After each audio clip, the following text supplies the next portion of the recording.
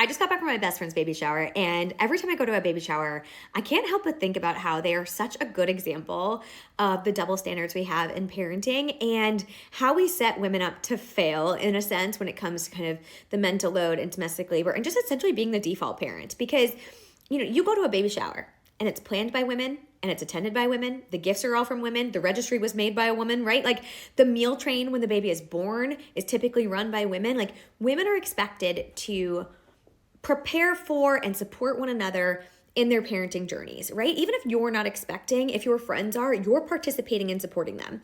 And men are not. Like men are not even expected to know where the registry is or whose shower you're going to, right? And I always find it so interesting because people will often say like, the mental load, unequal domestic labor, like all of these things, these happen because, couples didn't have enough conversations. And I agree with that. But they also happen because we don't set couples up to succeed, right? We set these expectations that women should be thinking about kids, preparing for kids, supporting each other, building community, all in anticipation of building a family. They should think about their careers in the sense that, will this be good when I'm a mother? And we don't ask men to do the same thing.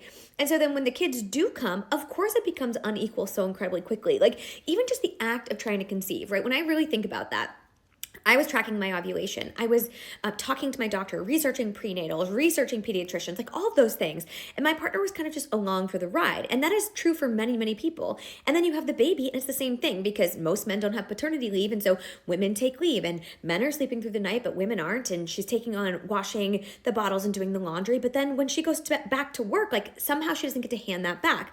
And so slowly over time, these expectations and these norms lead to this really unequal division of labor. And then you hear women saying, I think I might hate my husband. Like I loved him and everything felt really equal and supportive. And then we had kids and it felt incredibly unfair.